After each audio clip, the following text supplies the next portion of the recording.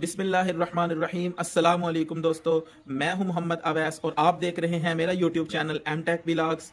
प्यारे दोस्तों, उम्मीद करता हूं कि आप सब खैरियत से होंगे।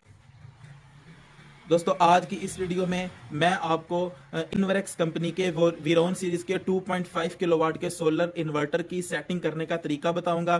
दोस्तों, आमतौर पे होता ऐसे है कि आप किसी आम इंस्टॉलर से अपना सोलर सिस्टम इंस्टॉल करवा लेते हैं, जिसको इन्वर्टर की सेटिंग मालूम नहीं होती, तो बाद में आपके लिए परेशानी होती है। बाद में आपको बैकअप टाइम नहीं मिलता अगर आपने अपने सोलर इन्वर्टर की सेटिंग नहीं की। तो आज की इस वीडियो में मैं आपको कंप्लीट इन्वर्टर की सेटिंग करने का तरीका बताऊंगा। तो इसके अंदर दोस्तों तकरीबन 35 नंबर तक की सेटिंग्स हैं इस वीडियो के अंदर, और इंशाल्लाह नेक्स्ट वीडियो में मैं आपको RGB लाइट्स की सेटिंग का बताऊंगा कि इसके अंदर RGB लाइट्स की सेटिंग को कैसे करते हैं। लेकिन इस वीडियो में मैं आपको ज़रूरी सेटिंग बताऊंगा जिसे ना करने की वजह से आपका जो बैटरी बैकअप है वो आपको नहीं मिलता सोलर सिस्टम में, और आपकी जो बैटरी की लाइफ है वो भी कम हो जाती है, और उसके बाद दोस्तों आपका जो इन्वर्टर है वो भी ख़राब होने का खदशा होता है। तो चलिए दोस्तों, वीडियो को शुरू करते हैं। वीडियो को शुरू करने से पहले आप तमाम दोस्तों से एक छोटी सी रिक्वेस्ट है कि मेरे चैनल को सब्सक्राइब कर दें, बेल आइकन पर प्रेस करके ऑल पर प्रेस कर दें, ताकि हमारी हर आने वाली नई वीडियो का नोटिफिकेशन आप तक ईजिली पहुँचता रहे। तो चलिए दोस्तों, वीडियो को शुरू करते हैं और चलते हैं अपने इन्वर्टर की स्क्रीन के ऊपर, और आपको तमाम सेटिंग के मुतल्लिक गाइड करते हैं।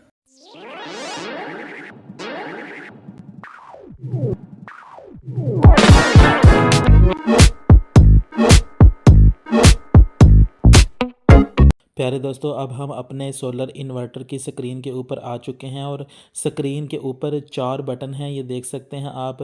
सबसे पहला बटन एंटर का बटन है, उसके बाद एरो डाउन का बटन है, उसके बाद एरो अप का, और उसके बाद एग्जिट बटन है। और दोस्तों, सबसे पहले इंटर बटन को 3 सेकंड के लिए आप प्रेस करेंगे तो सेटिंग ओपन हो जाएगी। सबसे पहले 00 की सेटिंग है, यानी कि ये एंड पे यूज़ होगी सेटिंग से बाहर जाने के लिए। उसके बाद दोस्तों, इसके बाद प्यारे दोस्तों, अगर आप एरो डाउन के बटन को प्रेस करेंगे तो UEI की सेटिंग ओपन होगी, यानी कि आउटपुट सोर्स प्रायोरिटी। ये फर्स्ट नंबर सेटिंग है। इसमें आपने सेलेक्ट करना है कि आप अपने लोड को किस सोर्स से चलाना चाहते हैं। प्यारे दोस्तों, सबसे पहले UEI की सेटिंग है। इसमें आपका लोड सबसे पहले यूटिलिटी पे चलेगा, उसके बाद सोलर पे, और फिर बैटरी पे चलेगा। तो इस सेटिंग का आपको कोई फ़ायदा नहीं है। अगर आपने सोलर लगवाया हुआ है तो आपको इस सेटिंग का कोई फ़ायदा नहीं होगा, कि आपके बिल पर तो कोई फ़र्क नहीं पड़ेगा। तो इसलिए आप ये सेटिंग ना करें, क्योंकि इस सेटिंग में आपके घर का जो लोड है वो यूटिलिटी से ही चलता रहेगा जब तक यूटिलिटी मौजूद होगी, और जब यूटिलिटी अवेलेबल नहीं होगी तो फिर लोड आपका सोलर पे शिफ्ट होगा। तो इसलिए आप इस सेटिंग को ना करें। इसके बाद प्यारे दोस्तों, SOL की सेटिंग है। इस सेटिंग में सबसे पहले आपका जो लोड है वो सोलर से रन होगा, और उसके बाद लोड बैटरी से रन होगा। और दोस्तों, अगर बैटरी के वोल्टेज कम हो जाते हैं, या बैटरी इतनी ड्रेन हो जाती है कि जितनी आपने 12 नंबर की सेटिंग में आगे जाके वोल्टेज की लिमिट को सिलेक्ट करना है, उस लेवल तक अगर बैटरी ड्रेन हो जाती है या सोलर एनर्जी अवेलेबल नहीं होती, तो फिर ये आपका लोड यूटिलिटी पर शिफ्ट हो जाएगा इस सेटिंग के अंदर। और अगर सोलर एनर्जी आपकी कम है तो फिर थोड़ी बहुत पावर वापटा से लेकर आपके लोड को रन करेगा। प्यारे दोस्तों, इसके बाद SBU की सेटिंग है। इस सेटिंग में सबसे पहले लोड सोलर पर चलेगा, इसके बाद बैटरी से चलेगा, और बैटरी को इतना ड्रेन करेगा कि जो वोल्टेज लिमिट हमने आगे जाके 12 नंबर की सेटिंग में रखनी है, इस लिमिट तक बैटरी को ड्रेन करेगा, और इसके बाद यूटिलिटी पर लोड शिफ्ट हो जाएगा। इसके बाद 02 की सेटिंग है, यानी कि 2 नंबर सेटिंग है। ये चार्जिंग करंट के बारे में है। इसमें आपने सोलर और यूटिलिटी के जो अम्पेयर हैं उनको प्लस करके सिलेक्ट करना है, यानी कि अगर आप 50 अम्पेयर सिलेक्ट करते हैं तो 25 अम्पेयर होंगे सोलर के, और 25 अम्पेयर होंगे वापटा के। तो इस तरह आपने इसकी सिलेक्शन करनी है। तो आप इसको 60, 50 या 70 अम्पेयर पर सिलेक्ट कर सकते हैं। ये setting AC input voltage range के मुतल्लिक है। इसके अंदर 2 किस्म के मोड होते हैं, APL मोड और UPS mode. APL mode default mode पे होता है, लेकिन मैं आपको सजेस्ट यही करूँगा कि आप इसको UPS मोड पे रखें, क्योंकि पाकिस्तान में और ख़ास तौर पर अगर आप कंप्यूटर वगैरह चलाते हैं तो ताकि आपका कंप्यूटर रीस्टार्ट ना हो। इसका रखने का फ़ायदा ये है कि जब आपकी लाइट चली जाती है तो लोड जब बैटरी पे शिफ्ट होता है तो इसके दरमियान एक टाइम इंटरवल होता है 10 मिली सेकंड का यूपीएस में और 20 मिली सेकंड का टाइम इंटरवल एपीएल मोड में होता है। इसलिए मैं आपको सजेस्ट यही करूँगा कि आप इसको यूपीएस मोड पे रखें। और अगर आप इसको यूपीएस मोड पे रखते हैं तो वोल्टेज की जो रेंज है वो 170 से 280 होगी, और अगर आप इसको एपीएल मोड पे रखते हैं तो जो वोल्टेज की जो रेंज है वो 90 से 280 तक होगी। इसके बाद 5 नंबर की सेटिंग जो कि मोस्ट इम्पोर्टेंट सेटिंग है। ये सेटिंग प्यारे दोस्तों बैटरी टाइप के हवाले से है। इसके अंदर 3 किस्म की सेटिंग है।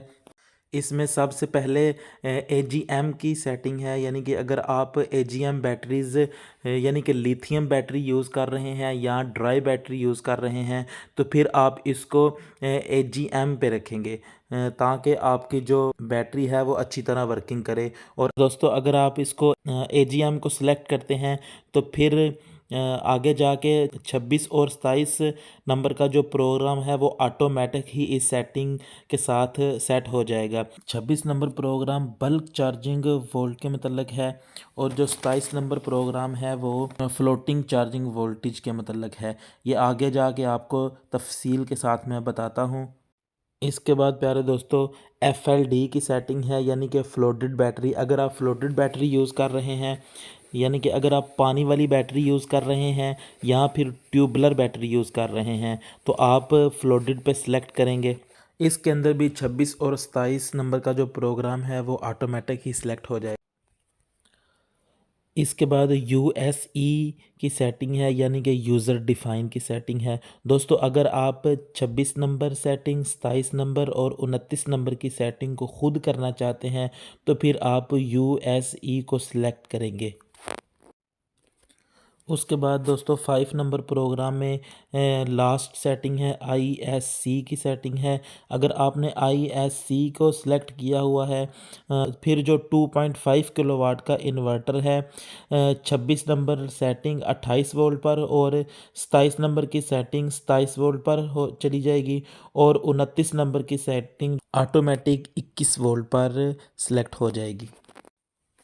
इसके बाद 6 नंबर की सेटिंग है ऑटो रीस्टार्ट व्हेन ओवरलोड अकर। जब आपके सिस्टम पर ओवरलोड आए तो वो ऑटो रीस्टार्ट हो जाए। यहाँ से आप इसको LFD से डिसेबल कर सकते हैं और LFE से अनेबल कर सकते हैं। आपने इसको यहाँ से डिसेबल रखना है ताकि जब आपके इन्वर्टर पर ओवरलोड आए तो इन्वर्टर बंद हो जाए और ऑटोमेटिक बाद में रीस्टार्ट ना हो बार बार। अगर बार बार रीस्टार्ट होगा तो इन्वर्टर के ख़राब होने के ख़दशात बढ़ जाते हैं। इसके बाद 7 नंबर की सेटिंग है जो कि auto restart when over temperature, यानी कि जब आपका इन्वर्टर ओवरलोड की वजह से या किसी और वजह से हीट अप होता है तो आपका जो इन्वर्टर है ऑटोमेटिक ही ऑफ हो फिर ऑटोमेटिक ही ऑन हो जाए, यानी कि ऑटोमेटिक ही रीस्टार्ट हो जाए। आप यहाँ से इसको EFD से डिसेबल और EFE से एनेबल कर सकते हैं। तो मैं आपको यही सजेशन दूंगा कि आप इसको डिसेबल रखें ताकि जब आपका इन्वर्टर ओवर टेम्परेचर हो तो बार बार रीस्टार्ट ना हो। इसके बाद प्यारे दोस्तों 9 नंबर की सेटिंग आउटपुट फ्रीक्वेंसी के मुतल्लिक है। पाकिस्तान में जो फ्रीक्वेंसी है वो 50 हर्ट्ज़ है, तो हम इसको 50 हर्ट्ज़ पर रखेंगे ताकि हमारा इन्वर्टर ख़राब ना हो। आप इसके अंदर 50 और 60 दो ऑप्शन हैं। इसके बाद दोस्तों 11 नंबर की जो सेकंड है मैक्सिमम यूटिलिटी चार्जिंग करंट के बारे में है, यानी कि आपकी बैटरी यूटिलिटी से कितने एम्पेयर से चार्ज हो। अगर आप 100 एम्पेयर आवर की बैटरी यूज़ कर रहे हैं तो इसको आप 10 एम्पेयर पर रखेंगे। अगर आप 27 प्लेट्स यानी 200 एम्पेयर आवर की बैटरी यूज़ कर रहे हैं तो फिर इसको आप 20 एम्पेयर पे रखेंगे। इस सेटिंग में अहम बात यह है कि अगर आप ये सेटिंग बैटरी के मुताबिक नहीं करते तो आपके इन्वर्टर का इंटरनल चार्जर जो है वो जल जाएगा। इसके बाद दोस्तों 12 नंबर की सेटिंग है जो कि अक्सर लोगों की ख़राब होती है या इन्होंने सेटिंग नहीं की होती, इसलिए आपका इन्वर्टर गड़बड़ कर रहा होता है या आपको बैटरी बैकअप नहीं मिल रहा होता। Back to utility source when selecting SBU priority और सोलर फर्स्ट।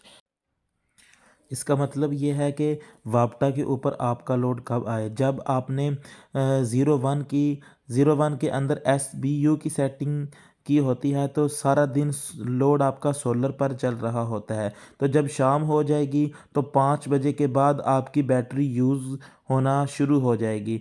तो इस सेटिंग में पूछ रहा है कि आपने बैटरी को कितना ड्रेन करवाना है। इस लिमिट पर पहुंचने के बाद आपका लोड यूटिलिटी पर शिफ्ट हो जाए, यानी कि आप आधी बैटरी इस्तेमाल करवाना चाहते हैं या पूरी बैटरी ड्रेन करवाना चाहते हैं या फिर बैटरी को सेव रखना चाहते हैं, यहाँ से आप इसकी सेटिंग कर सकते हैं। हम इसको 22 वोल्ट पर सेलेक्ट करेंगे, यानी कि जब हमारी बैटरी 22 वोल्ट तक ड्रेन हो तो हमारा जो लोड है वो यूटिलिटी पर शिफ्ट हो जाए। इसके बाद 13 नंबर वाली सेटिंग है, इसमें भी एसबीयू वाली कंडीशन अप्लाई होगी और ये सेटिंग 12 नंबर सेटिंग से मिलती जुलती है। जब आपने एसबीयू पे आपकी सेटिंग होगी, यानी कि प्रोग्राम 1 में आपकी सेटिंग एसबीयू पे होगी तो पहले आपका लोड सोलर से चलेगा, इसके बाद बैटरी से चलेगा और फिर इसके बाद यूटिलिटी पे शिफ्ट हो जाएगा। जब यूटिलिटी पे शिफ्ट होगा लोड तो फिर यूटिलिटी से बैटरी भी चार्ज होगी। तो इस सेटिंग में पूछा जा रहा है कि वापटा से यानी कि यूटिलिटी से कितने वोल्ट तक आपकी बैटरी चार्ज हो। तो हम इसको फुल पर सिलेक्शन करेंगे, यानी कि हमारी जो बैटरी है वो फुल चार्ज हो। आपने यूटिलिटी से फुल बैटरी को चार्ज करवाना है, आधी बैटरी चार्ज करवानी है, यानी कि यहाँ से आप इसकी सिलेक्शन कर सकते हैं कि आप कितने वोल्ट तक बैटरी को चार्ज करवाना चाहते हैं। उतने वोल्ट तक बैटरी आपकी चार्ज हो और उसके बाद दोबारा लोड जो है ना वो आपका बैटरी पर शिफ्ट हो जाए। तो इसको आपने फुल पे रखना है ताकि आपकी बैटरी फुल चार्ज हो। अगर आप सिंगल बैटरी वाला इन्वर्टर यूज़ कर रहे हैं तो फिर आप इसको 14.5 पे रखें ताकि आपकी बैटरी फुल चार्ज हो। और अगर आप 2.5 किलोवाट का इन्वर्टर यूज़ कर रहे हैं तो फिर आप इसको फुल की सेटिंग पर रखें ताकि आपकी जो बैटरी है वो फुल चार्ज हो और आपको अच्छा बैकअप दे। इसके बाद 16 नंबर की सेटिंग है। इस सेटिंग में ये कह रहा है कि अगर आपका इन्वर्टर लाइन स्टैंड बाय या फॉल्ट मोड पे चल रहा है तो इसकी सेटिंग कैसे कर सकते हैं। सबसे पहले इसके अंदर CSO यानी सोलर फर्स्ट का ऑप्शन है। अगर सोलर एनर्जी नहीं होगी तो फिर बैटरी को यूटिलिटी चार्ज करेगी, यानी दिन के टाइम पे आपकी बैटरी की चार्जिंग सोलर से होगी। इसके बाद प्यारे दोस्तों OSO की सेटिंग है, यानी कि ओनली सोलर। इस सेटिंग में आपकी बैटरी को सिर्फ़ और सिर्फ सोलर चार्ज करेगा, यूटिलिटी है या नहीं है मैटर नहीं करता इस सेटिंग में। इसके बाद SNU की सेटिंग है। इस सेटिंग में सोलर और यूटिलिटी मिलकर बैटरी को चार्ज करेंगे। अगर आपने पैनल कम लगाए हैं तो फिर आप ये सेटिंग कर सकते हैं।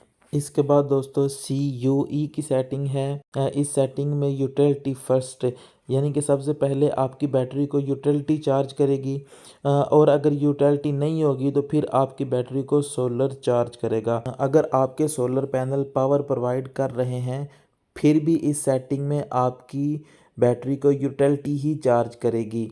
ये सेटिंग आपके लिए फ़जूल है क्योंकि आपको सोलर का कोई फ़ायदा नहीं होगा इस सेटिंग में और आपकी बिजली का बिल वैसे ही आता रहेगा क्योंकि आपकी बैटरी यूटिलिटी से ही चार्ज होती रहेगी।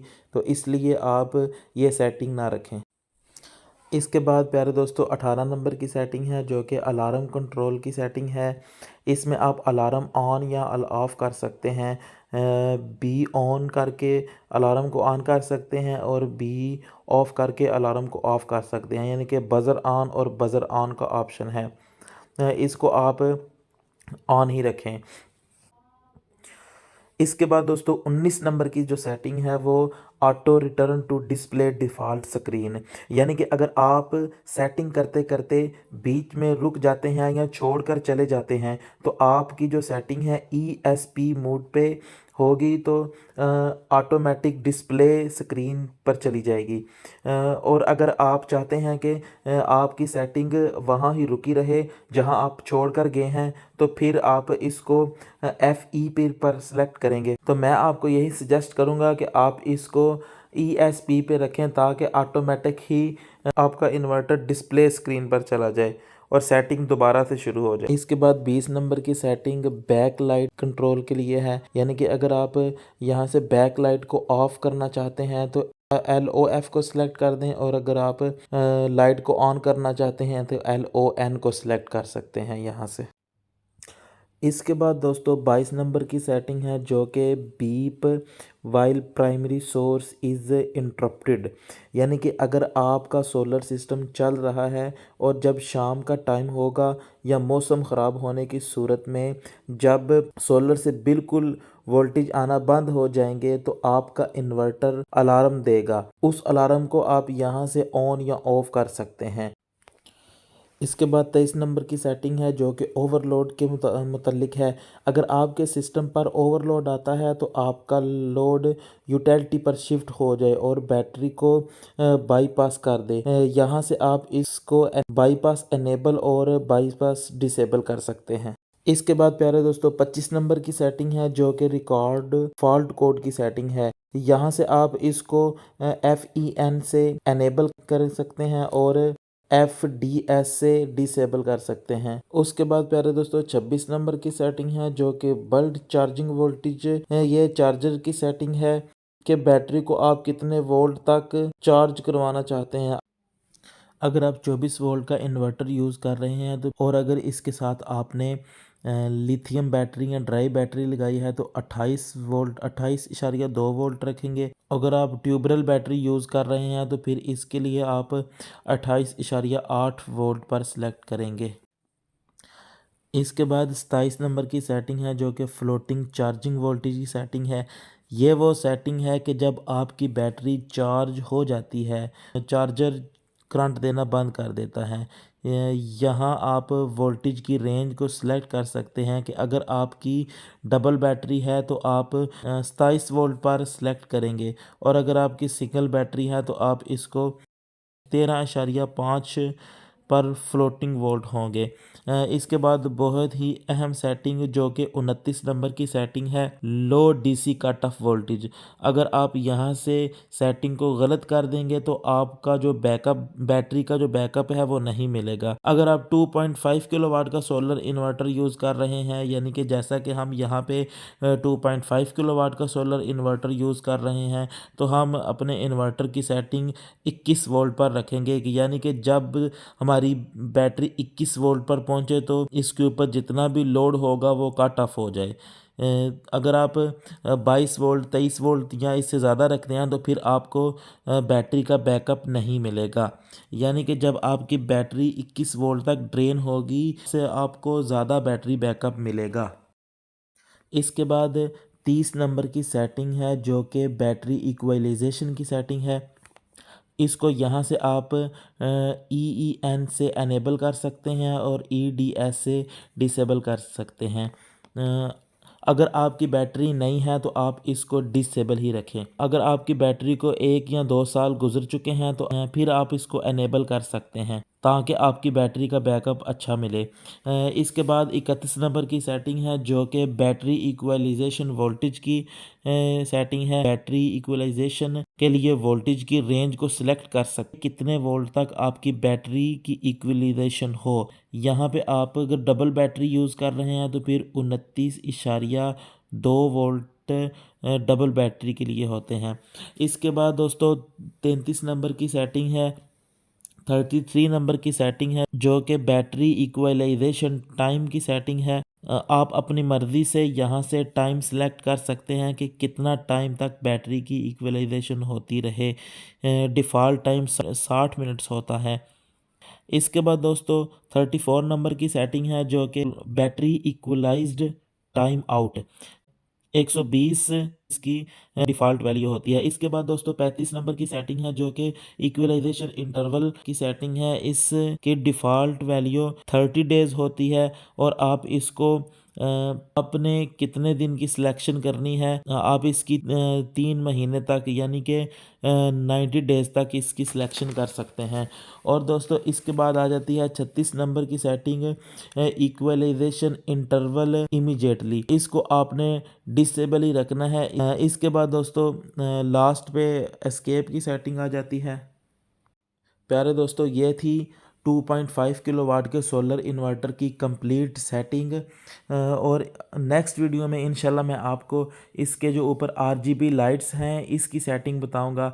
और उसके बाद नेक्स्ट वीडियो में मैं आपको इसके अंदर जो जो फॉल्ट कोड आते हैं वो भी आपको बताऊंगा कि फॉल्ट कोड कौन कौन से फॉल्ट कोड आते हैं और क्यों आते हैं। तो चलिए दोस्तों, आज की मेरी वीडियो कंप्लीट हो गई है। इसी के साथ साथ मुझे दीजिए इजाज़त। मिलते हैं नेक्स्ट वीडियो में, तब तक के लिए अल्लाह हाफ़िज़।